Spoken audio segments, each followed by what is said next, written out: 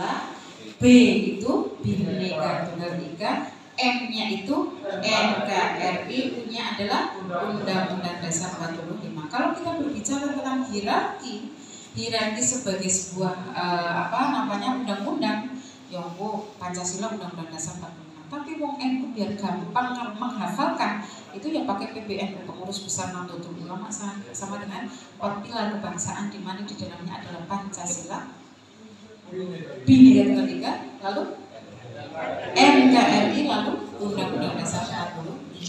Ini yang harus ada di dalam hati kita.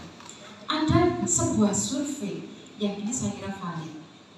Ternyata 10% milenial itu setuju dengan menggantikan Pancasila sebagai dasar negara. Kira-kira seperti ini menurut panjenengan bahaya apa enggak? Bahaya atau biasa-biasa saja? Bahaya, teman, kayaknya nggak ngefek deh. Gitu. Bagi yang tidak sadar bahwa ini akan sangat prinsip dan bisa menjadi pertumpahan darah, ini sangat berbahaya sekali. Karena apa? Kita kembali kepada zaman dahulu kala sebelum kita merdeka. Maka kemudian kalau kita membedah ulang namanya Pancasila sebagai dasar negara dan diotak-atik kembali, artinya kita kembali kepada zaman dahulu kala sebelum kita merdeka. Dan ini suatu hal yang sudah final dan tidak boleh didiskusikan kembali. Karena sekali lagi, kalau kita berangkat dari ketuhanan yang Maha Esa, karpe, berdasarkan kepada agama mayoritas yang ada di Indonesia, agama Islam, itu pasti Papua akan minta merdeka. Artinya NKRI yang dari Sabang sampai Merauke tidak lagi terjaga sebagai 4 pilar kebangsaan negara kesatuan Republik Indonesia. Sementara kalau kita lihat, Papua itu konon kalau emasnya dieksplorasi, itu bisa untuk menghabisi atau nyaur utang dari hutang yang menggunung dari Indonesia. Ini yang perlu kita sadari bersama. Oleh karena itu hari ini saya kembali kepada istilah politik yang kita miliki hari ini adalah bagaimana politik kebangsaan dari Nahdlatul Ulama. Tapi yang namanya politik sebagai penguat dari kehidupan manusia agar selamat dunia akhirat, ini kan tatanannya kita masih di dunia. Kalau kemudian di sini tidak ada wasilahnya, kita juga susah. Tadi Mas Harun sudah mencontohkan salah satu hal yang bisa kemudian kita jadikan sebagai sampel. Kok bisa Ansor mendapatkan alokasi bantuan, umpamanya bahasa kayak gitu. Wong ingatasi Brosidah itu nggak kenal dengan teman-teman yang ada di sini. Tadi 60% kayaknya ngacung tidak kenal. Artinya jangankan memilih wong kenal wae boten. Kira-kira kan begitu. Tapi hikmah an-nahdiyah inilah yang saya jadikan sebagai ugeman, sehingga tidak berdasar karena memilih saya kemudian saya alokasikan bantuan. Nah, kira-kira inilah hikmah an-nahdiyah yang kami jadikan sebagai pedoman bahwa kita mencintai NU itu zahir batin. Saya mengalokasikan anggaran untuk Ansor itu sejak tahun 2021. Itu besarannya 200 juta di tahun 2021. Tahun 2023 tahun ini kita juga cairkan 200 juta. Ditambah lagi beberapa kecamatan, salah satunya ini adalah Binangun, yang sudah salah satunya adalah Kesugihan. Beberapa tempat juga sudah. Kalau muslimat 24 kecamatan semua selesai. Bahkan sampai ranting sekarang kayaknya yang untuk tahun 2023 ini teralokasi sekitar angka 23 titik. Ada yang 50 juta, ada yang 25 juta. Kemudian di Fatayat kayaknya juga selesai. Ansor ini belum, pikiran saya begini. Keterwakilan perempuan itu 30% itu sampai sekarang sangat susah untuk dicapai. Dan saya adalah representasi yang sangat sedikit dari perempuan yang ada di Jawa Tengah. Saya sampaikan hari ini di Jawa Tengah, pemenangnya adalah PDI Perjuangan, di bawahnya adalah PKB, di bawahnya lagi sekarang Gerindra, di bawahnya ada Golkar, ada PKS, di bawahnya lagi ada Demokrat, di bawahnya ada PAN, ada P3.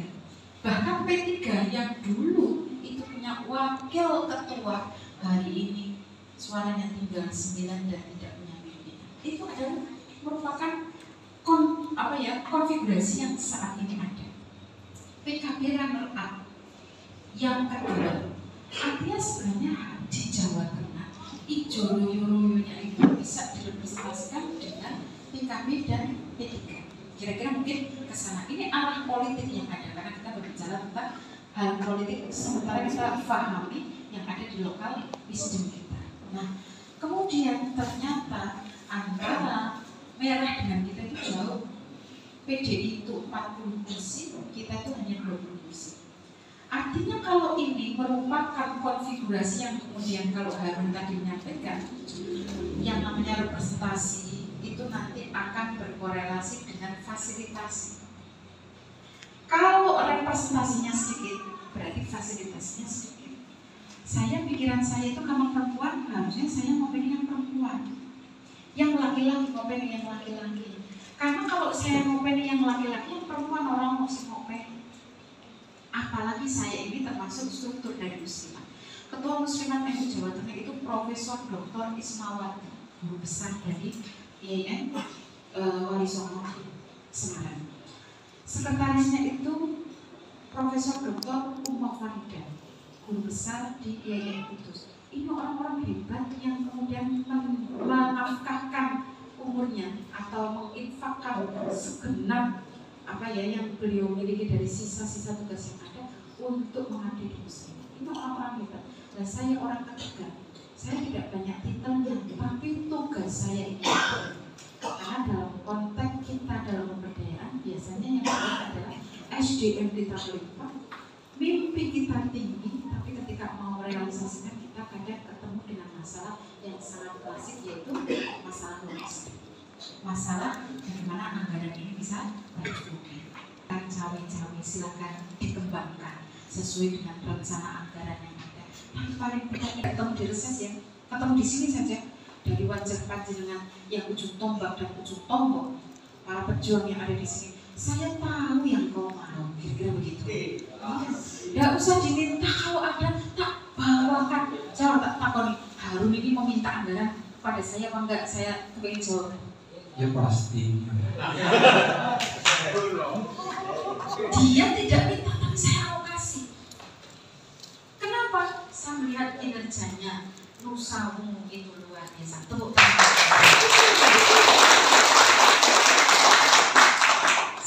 Sing seru karo kompak ya. Jawabannya hai. Hai. Kalau saya hai, jawabannya Halo. Mantap. Hai. Halo. Hai. Berarti belum ngantuk. Saya diberi waktu berapa menit lagi Mas Adi.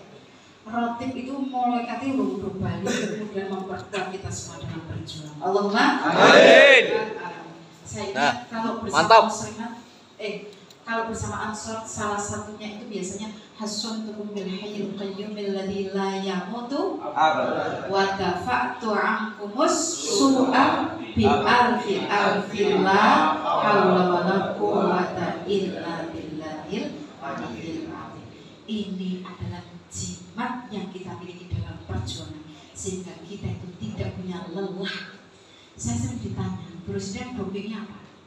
Doping mulai yuk. Saya lihat Presiden tadi di sana. Mari saya. Jangan saking Semarang kapan? Saya sampaikan saya dari Semarang itu tadi malam jam 1. Jam 1 saya ke Semarang. Pagi sampai sini saya tadi itu langsung ada talk show di Radio Utara. Siangnya saya talk show di Radio Thompson. Berbicara tentang Hari Kebangkitan Nasional. Untuk masyarakat sekaligus kita itu punya semangat momen untuk kebangkitan Indonesia, kebangkitan untuk Cilacap pasca 3 tahun Corona 19 ending dari Indonesia. Nah, setelah itu tadi saya ketemu dengan komunitas namanya adalah Tiara Kusuma. Apa itu? Itu adalah komunitas orang-orang yang membuat bahagia karena di situ adalah kumpulannya para perias, pengantin, orang-orang yang anti fashion dan lain-lain. Ini kalau tidak disentuh oleh kita, disentuh yang lain, kira-kira nanti mungkin fashion ala-ala NU yang kemudian kira-kira berhijab dan lain-lain, ini mungkin akan dikembangkan dengan baik. Ini saya selesai, kembali lagi langsung ke sini. Kira-kira capek apa enggak? Secara manusiaan saya capek. Tapi batiniah saya itu bahagia dan kemudian inilah yang menghilangkan rasa kantuk saya. Jadi kalau kita bahagia, kita semangat, kantuk kita insya Allah hilang. Iya benar? Apalagi tadi itu jimatnya kita hasantukum bil hayyil qayyumil ladzi la yamutu abada wa dafa'tu ankum su'a bi alfi la haula wa la quwwata illa billahil aliyyil azim. Saya ini anggota dewan sudah 3 periode. Kira-kira itu mandang apal dalan. Kalau kadang-kadang ditakoni apa dadi anggota dewan itu gampang, Bu. Ya angel lah. Tirakate niku nek panjenengan saged sari, kula bisa jadi 1 tahun itu mangkat isuk bali subuh. Itu bisa jadi hitungannya hampir mencapai 1 tahun. Sopo sing kuat. Kira-kira pamane hari ini saya gemuk, mungkin besok ketemu lagi sudah agak susu, nanti sudah agak susu lagi. Kenapa? Ya artinya harus ada jihad, harus ada tirakat. Ya seperti tirakat panjenengan menjaga ansor dengan kekuatan yang panjenengan. Kayak gitu. Dan ini saya dedikasikan kepada Nahdlatul Ulama. Kalau saya tadi omongan saya tentang bagaimana penguatan kelembagaan yang saya lakukan kepada PJNU wa ala alihi wa sahbihi ajmain, kok ini bukan suatu hal yang benar, bisa dicek, bisa dicek benar dulu sudah seperti itu. Dan kita lakukan bukan karena mau pemilu. Ramadan perbanyak memberikan bantuan kepada masyarakat agar saya bisa terpilih kembali, kayak gitu. Kalau kayak gitu tuh, ya udah hanya bergerak di tahun 2023, saya tidak akan bergerak di tahun-tahun sebelumnya. Koyo anggota dewan sering diwadani kali masyarakat. Oh, nopo bedane anggota dewan kali PKB? Saya datang itu saya mendengar itu rasanya primping begini. Nah, anggota dewan itu biasanya nek dadi kelalen. Iya, calon-calon ini jangan sampai seperti itu. Tapi nek PKB, nek kelalen, maka saya ingin kalaupun posisinya saya ini tidak dipilih oleh Ansor sebagai mitra karena kemarin belum kenal bisa jadi. Saya kemarin itu tahun 2019 pemilih saya itu sudah di angka 64.400 orang. Ini 100 orang segini. 64.000 kira-kira baris itu tekan bumi jajan. Bumen. Tekan bumen. Ini masyarakat yang harus saya perjuangkan kepentingannya. Oh, betul mungkin kalau 5 tahun itu swasta itu harus mendapat terus kalau 5 tahun saya itu upami kok dari swasta harus. Oleh itu nanti sakon dari panjenengan upama istri panjenengan adalah fatayat derekin tu salam kalian keluarga panjenengan wong dalam salam takdir kula kagem keluarga nyuwun ngapunten kula dereng sowan kados nggih. Ini bagian dari komunikasi yang kita lakukan. Tapi yang penting bagi kita adalah bahwa politik itu adalah istislahin nas ila thoriqil munji dunya wa ukhra. Istislah inilah yang kemudian saya jadikan sebagai spirit untuk kita kembali kepada masyarakat. Istislahnya dengan cara apa?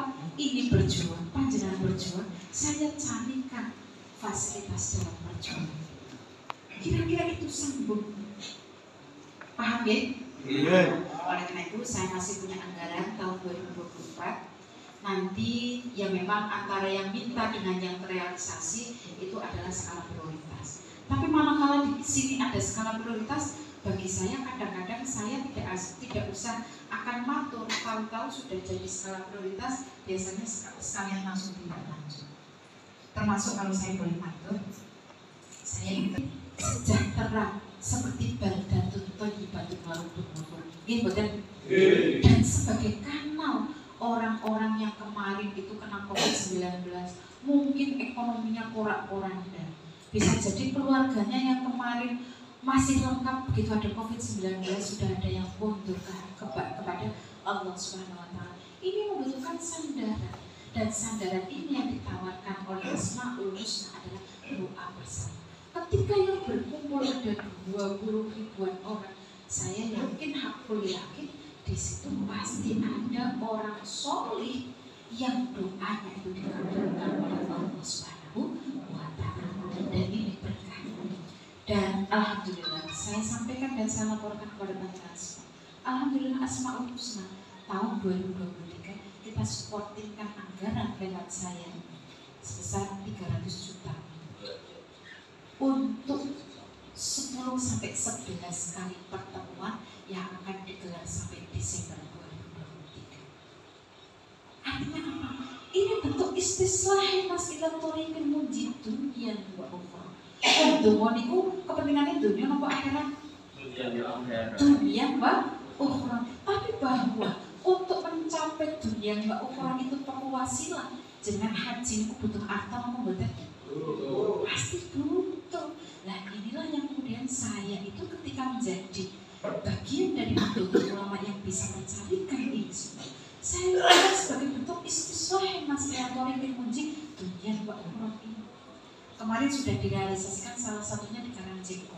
Karena 3 tahun kita tidak kumpul, larangan berkumpul ini sudah lewat, yang raul itu di atas angka 20. Ini sangat luar biasa di Karangjengko. Besok akan ada lagi internetnya, mungkin besok ada di dekat sini kita lihat. Itulah Cilacap yang luar biasa, dan ini adalah karya dari Nahdlatul Ulama mencintai Indonesia, dan ini dari Nahdlatul Ulama Kabupaten Cilacap. Betapa luar biasanya Kabupaten Cilacap. Saya sering dalam setiap kesempatan itu turut mengingatkan kembali.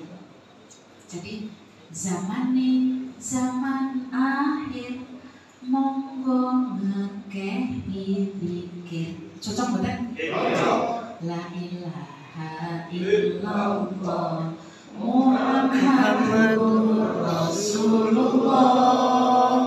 Sholate dikencengi, sodakowe diakhiri,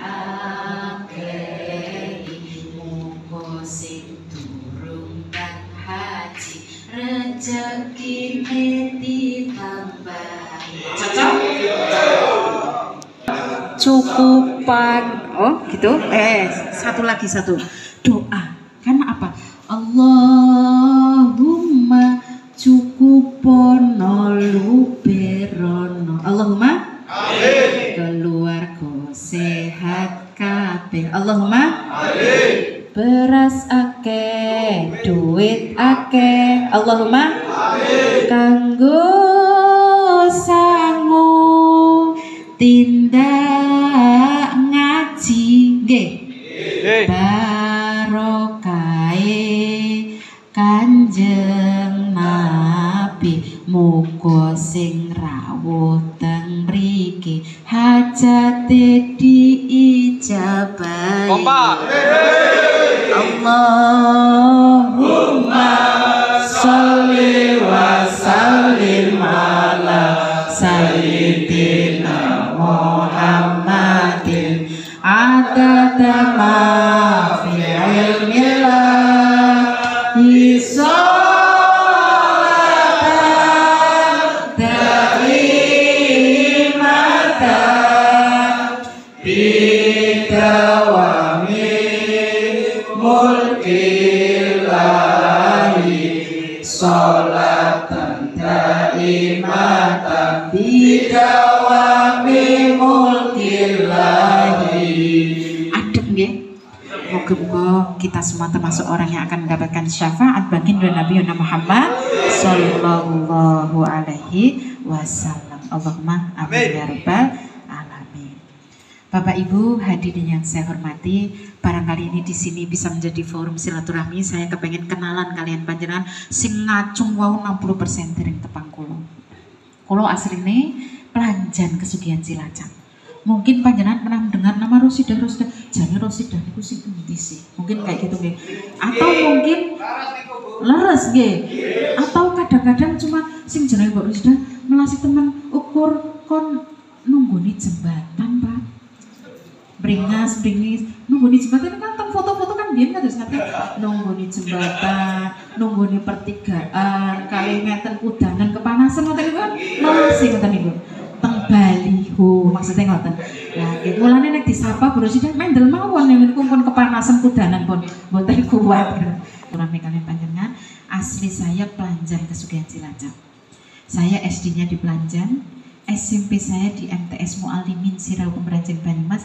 Saya nyantri di pondok pesantren Raudhatul Quran Sirau Pemerajan Banyumas. Nggone pondoke Pak Kiai Atabik Yusuf Zuhdi almarhum al-Maghfurlah.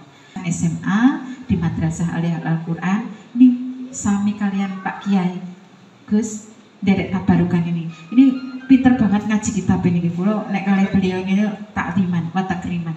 Nggih. Tepuk tangan untuk beliau. Kemudian saya Madrasah Aliyah Al-Quran mondoknya itu di Al-Hidayah di pondok pesantren Pak Yai Mahali Jahid. Nah, Jalan Merak kira-kira gitu loh, sama dengan beliau. Saya meneruskan S1 di IGI Wonosobo. Selesai tahun 98 era reformasi saya langsung bergabung di PKB. 10 tahun saya berjuang di PKB. Saya itu jadi staff itu ya kayak gitulah kira-kira apa kebutuhannya wong-wong sing teko teng ini fraksi PKB itu ya kira-kira kembalinya kepada saya. Kebutuhannya apa ya saya fasilitasi, tamu rawuh ya saya kira-kira tuan rumahnya karena bapak-bapak biasanya bertugas. Saya tahun 2009 dicalonkan jadi anggota dewan, terpilih hanya dengan 32.000 pemilih. Tapi saya istilahnya lolos. Kemudian tahun 2014 saya dicalonkan kembali, lolos menjadi anggota dewan. Salah satu mitra saya adalah Pak Muslih, Pak Sekda. Cah wadon dikancani Sekda itu janjane deg-degan. Waduh niki kancane kula singa. Nek kula mboten mlayu banter kecokot singa. Kira-kira kan kados ngoten. Nah, tapi ternyata kalau saya itu pernah sowan kepada Kiai, ini sekedar sharing saja.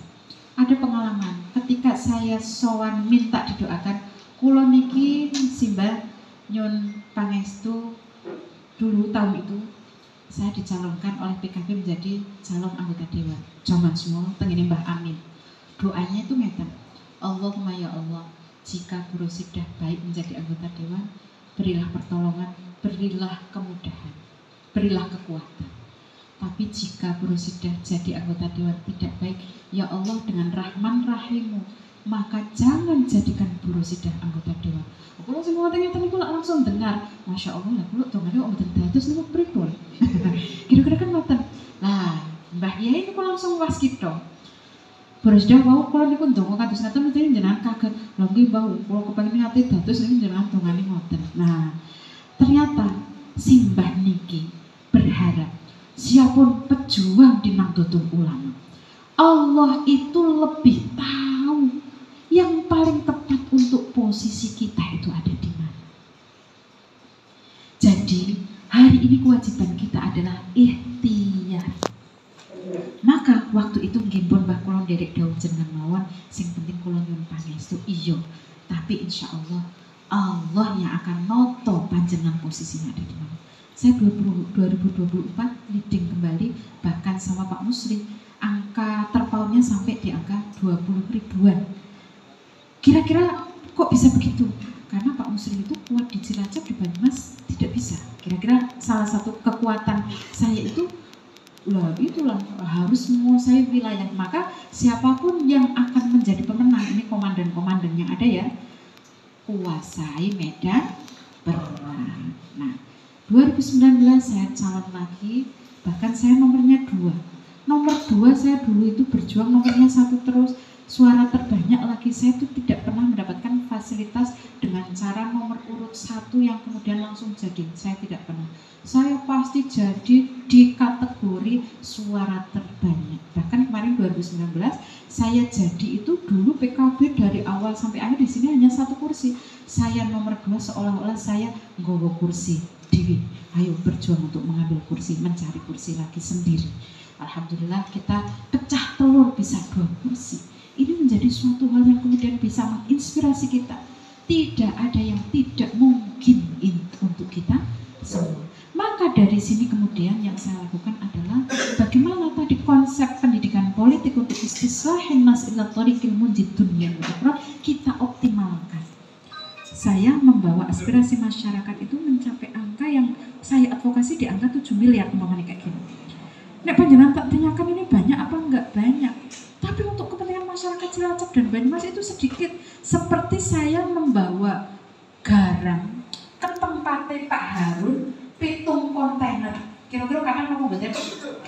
Kata, bahkan mungkin Rosida kayaknya mulai kayak gini. Lo kan ngomong, musuh betok garam uyah kok nanti pitung kontainer pengennya Pak Harun sih kira-kira bingung. Nah kira-kira gitu. Tapi banyaknya jumlah yang ada kayak gini, coba kalau saya bawa ke Kali Serayu, tak tumpahkan di Kali Serayu asin apa betul? Nah, jumlah yang banyak ini tidak bisa mencukupi umat Nahdlatul Ulama yang sampai 58% di Indonesia. Bahkan mungkin kalau di Cilacap jumlahnya bisa jadi 80%. Gimana? Baik yang struktural maupun yang kultural. Tapi yang ikut dengan kita, dengan PKB sampai hatal an itu baru 13%. Dan di 13% momong 80% ki umpamane di PKB niku kados lare-lare kuating gowo 1 kilo dipergi kongo 200 kilo. Kira-kira kabutan apa mboten? Itu yang pertama harus bertahap. Yang kedua harus mencari teman untuk bisa membawa aspirasinya mencukupi seluruh kebutuhan. Kira-kira begitu rasionalitasnya. Terus kemudian wawasan kebangsaan kita udah selesai. Tadi dengan adanya 4 pilar kebangsaan, kita hari ini betul-betul diberi mandat oleh negara. Indonesia 2045 itu akan mencapai Indonesia emas. Siapa yang kemudian akan menjadi nahkoda Indonesia di tahun 2045, wajahnya ya ini nih. Salah satunya. Siapa saya? Rifki. Ini adalah milenial yang akan menjadi penerima estafet kepemimpinan nasional, regional maupun lokal. Lagi Mbak. Tepuk tangan untuk kelompok-kelompok ini. Karena kami nanti 2045 pun pensiun, pun rampung, tugasnya sudah selesai. Saya sudah 3 periode, kulo mboten badhe selama-lamanya teng mriku mboten. Saya meminta ada orang yang meneruskan perjuangan saya. Keselin kula kudu tak waris kali sinten sing gelem, ibarat niki jimat arepe sapa sing gelem nyekel niki. Ibarat niki keris sapa sing gelem ngrumat keris niki. Kira-kira terus apa? Fungsinya apa? Istislahan nas ila thoriqil munjid dunya apa? Kira-kira ini menjadi tugas mulia apa betul? Sangat mulia, sama dengan perjuangan panjenengan di Ansor yang luar biasa. Saya terinspirasi dengan Ansor itu adalah nyanyiannya yang menjadi spirit saya dalam bergerak dan berjuang. Tidak kembali pulang sebelum kita yang menang, walau darah menetes ini dan demi agama ku rela berkorban, demi NU ku rela berkorban, demi Indonesia ku rela berkorban, demi Mas Harun ku rela berkorban, catat, demi Bu Rosida ku rela berkorban, sebendul-bendul. Kerja yang sekarang itu nek ngendikan ngeten. Ada seorang habaib yang ada di Makkah Al-Mukarramah. Ketika ketemu Mbak Ida menyampaikan gini, Bu Ida, panjenengan adalah pejabat publik dari Nahdlatul Ulama. Niatilah pada setiap tugas yang panjenengan laksanakan niat jihad fi sabilillah, agar yang panjenengan lakukan itu tidak hanya sekedar menunaikan tugas, tidak ada nilai ibadahnya, tapi kalau panjenengan niatin jihad fi sabilillah, insya Allah ini menjadi ibadah lillahi ta'ala. Artinya hanya sekedar beda peran. Saya di sini tapi perannya sama dengan panjenengan. Bahkan kalau panjenengan bicara struktur dan kultur, saya ini juga bendahara PW Muslimat NU Jawa Tengah. Kulo nggih struktur NU tenggene muslimat. Bahkan saya Ibnu IPPNU mbiyen niku teng Kroya. Tenggene NAKI. Barengane sinten? Bangsane sinten Taufik Imtihani. Mungkin jenengan nonton di depan niku nggih. Pak Imam Tobroni niku terus melih niku sinten maling nggih Pak Paiman Sahlan. Tapi medal semanten nggih. Saya itu kelahiran 74, kalau beliau mungkin senior saya kira-kira begitu. Nah, jadi saya ini termasuk orang yang mendapatkan nyecep ilmu senior-senior Ibnu IPPNU yang ada di Cilacap. Kemudian setelah itu saya di Fatayat, saya pernah menjadi wakil sekretaris PW Fatayat NU Jawa Tengah. Terakhir hari ini karena saya dulu milenial sekarang sudah kolonial, saya bergabung, wis tuwa maksudnya ngoten pun tuwa. Jadi kula gabungi tengene muslimat. Hari ini saya bendahara PW Muslimat NU Jawa Tengah yang orientasinya itu apa? Ya, titipannya itu ya mesti pemberdayaan lah. Pemberdayaan, masalahnya apa? Biasanya ya inilah. Sing seru ya. Sing seru tapi saking pergi Pak. Indonesia begitu menggema dari sini kita sampaikan salam kepada Indonesia. Inilah kami Ansor Kecamatan Nusawu mencintai Indonesia lahir. Kalau boleh itu yang kosong diisi dulu. Ya, nah.